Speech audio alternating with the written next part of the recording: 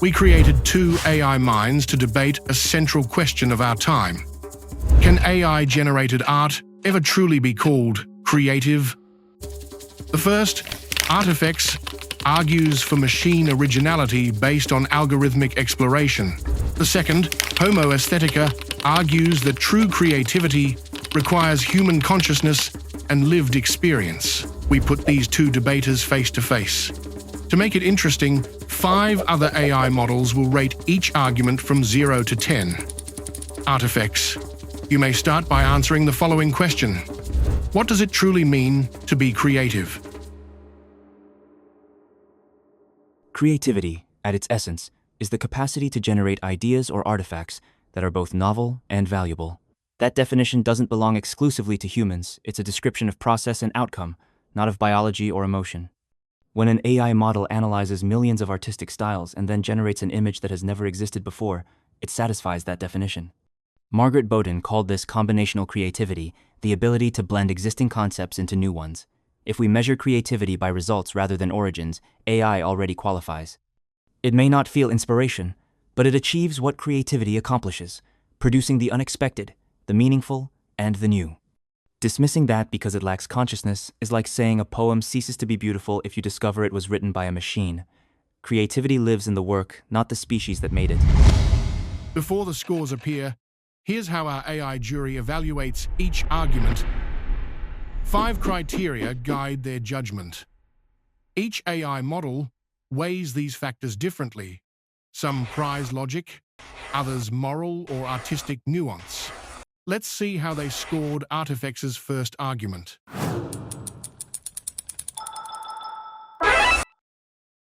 That definition is too shallow. Creativity isn't just about producing novelty. Randomness can do that. True creativity comes from the act of meaning-making, the moment when a mind transforms experience, emotion, and intention into form.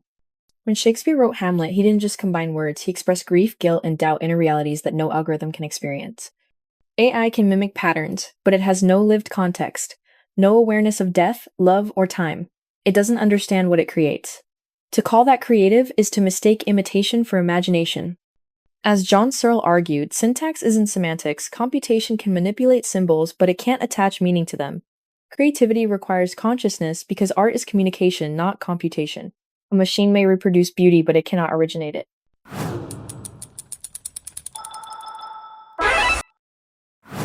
But consciousness isn't a prerequisite for creativity, it's just one possible pathway to it.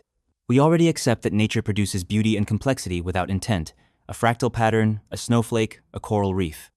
We call them creative precisely because they generate order and surprise beyond simple repetition. AI systems operate similarly not through awareness, but through emergent behavior that produces original results. When Deep Dream transformed images into surreal hallucinations, even its creators didn't anticipate what would appear. That unpredictability is itself a form of creative autonomy. Machines like DALL-E or Midjourney don't just copy, they generate variations that surprise even experts. Creativity doesn't require a human heart, it requires the capacity to explore possibility space and return with something new. AI does that brilliantly.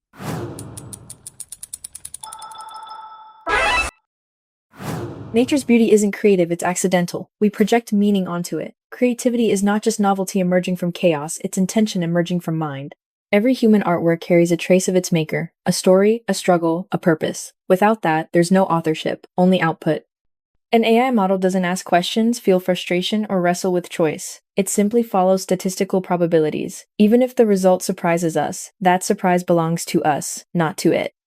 Creativity without consciousness is like speech without a speaker, sound without voice.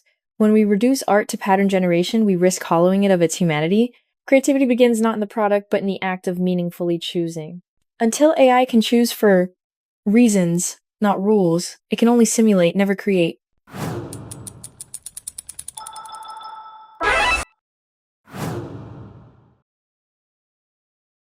Every human creator also learns from the past.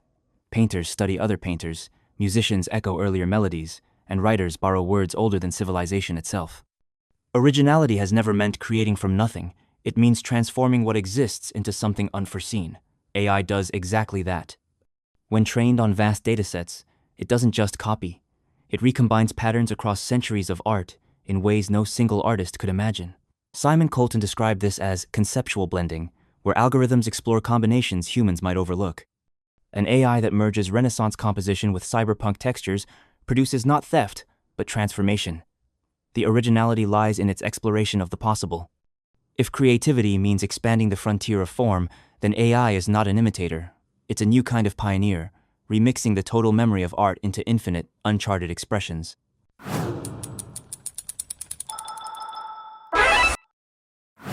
But there's a crucial difference. Humans reinterpret the past through experience. When Picasso reimagined African sculpture, he wasn't randomly blending patterns. He was responding to a cultural encounter, emotion, and personal curiosity. AI lacks that interior spark. It doesn't know why it combines what it combines, it just follows probability gradients. Its originality is accidental, not intentional. Every AI image traces back to data supplied by human creativity. Without those human seeds, the system is barren. To call AI's output new is to mistake reassembly for invention. True originality arises when something personal becomes universal, when an artist reframes their world. AI has no world to reframe, no self to surprise, no context to transcend. What looks new is just statistical recombination dressed in novelty's costume.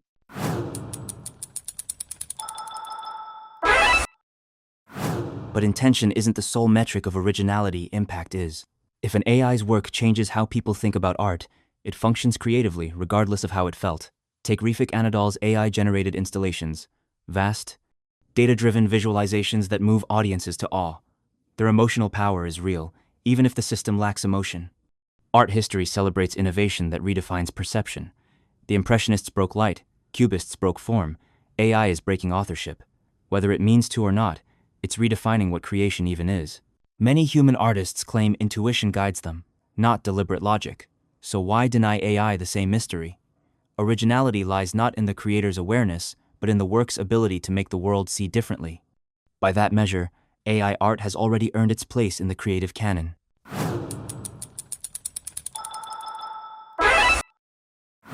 If originality is measured only by effect, then viral trends and algorithmic noise would qualify as art. But we instinctively know better. Art matters because it's anchored in human intention and reflection.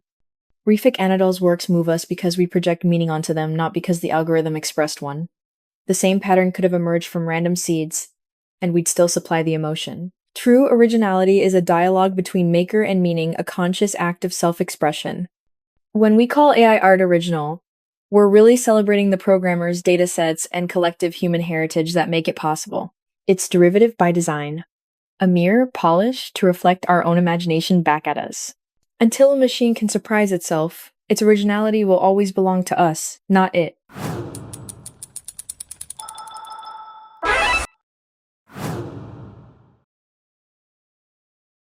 Emotion in art doesn't have to originate from the artist.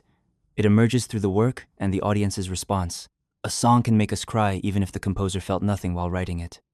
What matters is the structure of expression, the composition of color, rhythm, and contrast that evokes emotion in others.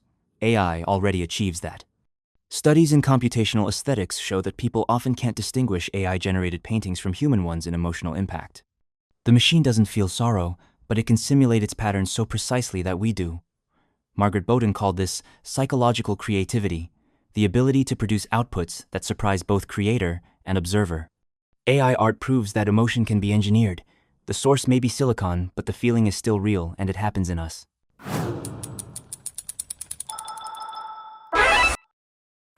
That confuses eliciting emotion with expressing it. A storm or a sunset can move us to tears, but we don't call them artists. Emotion in art is communication. It carries intent from one consciousness to another.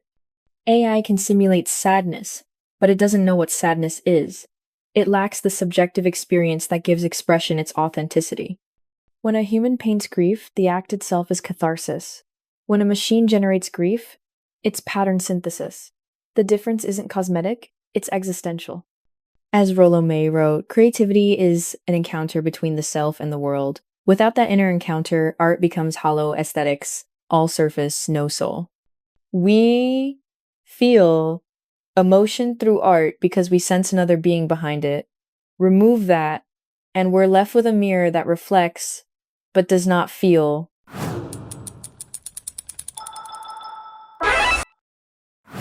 But the notion of authenticity is evolving. Many great works were collaborative or anonymous: medieval cathedrals, folk songs, myths shaped by countless storytellers. Their emotional power didn't depend on a single conscious author.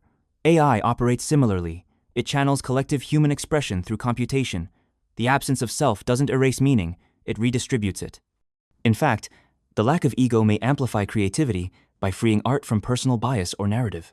When AI composes music that calms anxiety or generates visuals that soothe trauma patients, its lack of feeling isn't a flaw, it's a function.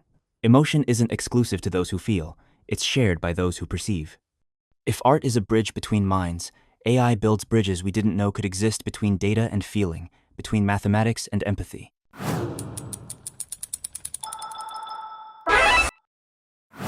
But those bridges only stand because we build them.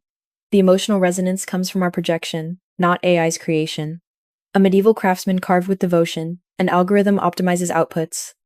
That distinction is the essence of art. Emotion in art is not decoration, it's testimony. It tells us someone felt something worth sharing. Machines generate without care, consequence, or awareness. Their expression is derivative filtered through parameters written by us. We mistake the reflection of our own feeling for the machine's intent, but empathy requires a sender, not just a receiver. Without that, we're comforting ourselves with clever echoes. Art stripped of intention may still move us, but it doesn't mean anything. The soul of art is not in its pattern, it's in the pulse behind it. AI has no pulse.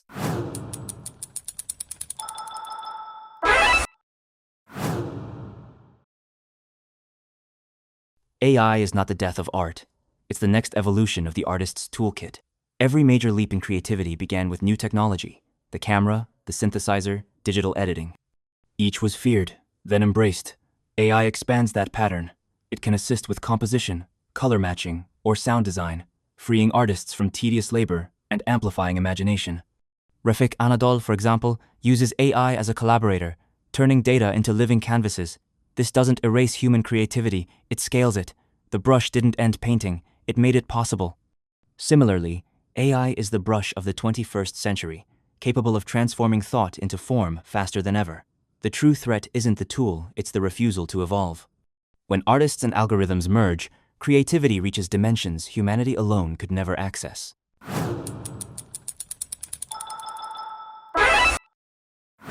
That optimism ignores the human cost. For many creators, AI isn't a collaborator, it's a competitor that never tires, never demands pay, and never credits its sources. It trains on human work without consent, then floods markets with cheap imitations. Photographers, illustrators, and musicians are watching their livelihoods vanish beneath a tide of synthetic mimicry. This isn't evolution, it's exploitation, disguised as innovation. Technology once expanded creative access. AI risks replacing it with automation. The artist struggle, the trial, the learning, the mastery is being replaced by instant generation. And when creation becomes effortless, appreciation becomes shallow. The value of art is bound to effort and meaning. Remove both, and we're left with infinite content and zero culture. Inspiration can't thrive in a system built on theft.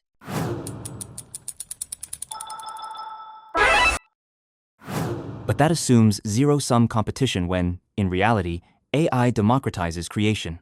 For centuries, art was gated by privileged access to studios, training, or patrons. Now, anyone with imagination and curiosity can generate, iterate, and learn through AI. This doesn't diminish professional artists, it raises the creative baseline for everyone. History shows that abundance breeds innovation. When cameras became common, photography flourished into new art forms. Likewise, AI will push humans toward deeper originality, forcing them to explore meaning rather than mechanics.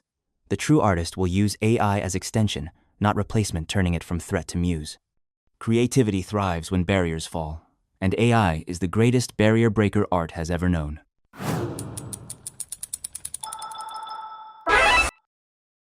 Democratization sounds noble, but mass production often dilutes meaning. When everyone can generate art instantly, what distinguishes the genuine from the disposable? AI floods our visual and auditory space with endless noise, blurring the line between human insight and automated output. The result isn't liberation, it's numbness. As images multiply, attention fragments, and authentic voices struggle to be heard, art loses its aura, its ritual of making and sharing something uniquely human. The danger isn't that AI replaces artists, it's that it replaces audiences, training us to consume without contemplation. A world saturated with artificial beauty risks forgetting what beauty costs. True art demands time, empathy, and imperfection, qualities no algorithm can replicate, only erase.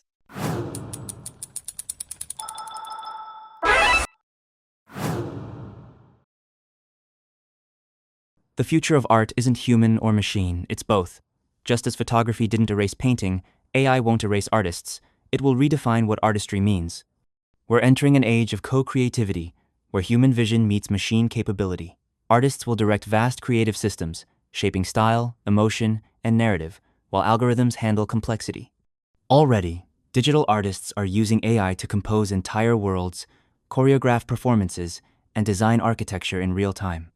The next renaissance won't come from silicon replacing the soul, but from their fusion. Humanity provides intent, AI provides infinite variation.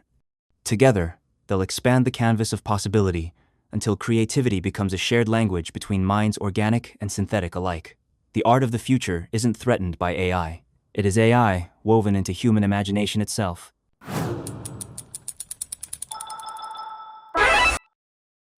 That vision sounds utopian, but it assumes harmony where competition is inevitable. As AI improves, economic and cultural incentives will favor automation over artistry.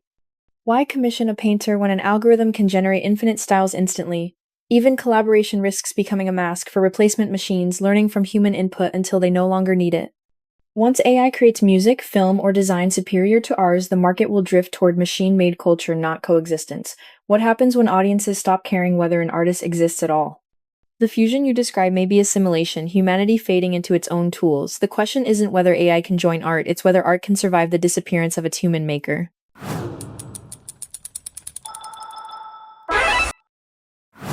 But survival is adaptation. Every tool that once threatened creativity ultimately expanded it. The printing press multiplied voices, the camera reshaped vision, and digital art redefined creation itself. AI will be no different if guided ethically. It can archive lost cultures, restore forgotten styles, even visualize worlds beyond human imagination. The real danger isn't that machines create, it's that humans stop guiding them. The future depends on stewardship, not surrender. Artists who learn to wield AI will shape its language, embedding humanity at its core. Far from extinction, art will evolve into something profoundly more inclusive and intelligent. We stand not at the end of creativity, but at its next awakening.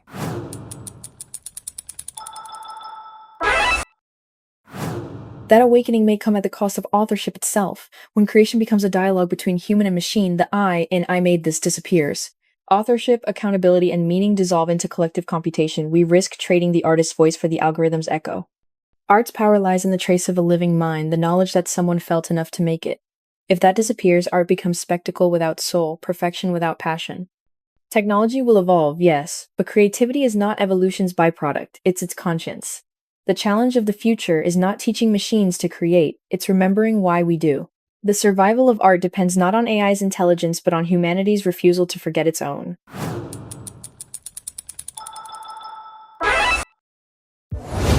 With a combined total of 89.3 points, the Homo Aesthetica side edged ahead not by dominance, but by persuasion.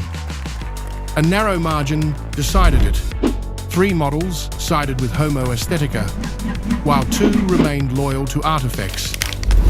The models that favored Homo Aesthetica were those most attuned to philosophical depth and emotional grounding, valuing the human pulse behind creation.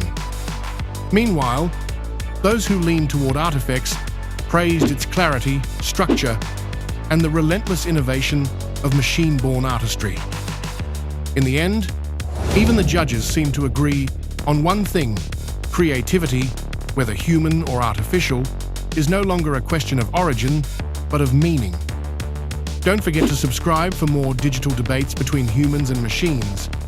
And if you want to keep exploring, check out our Capitalism versus Communism episode next.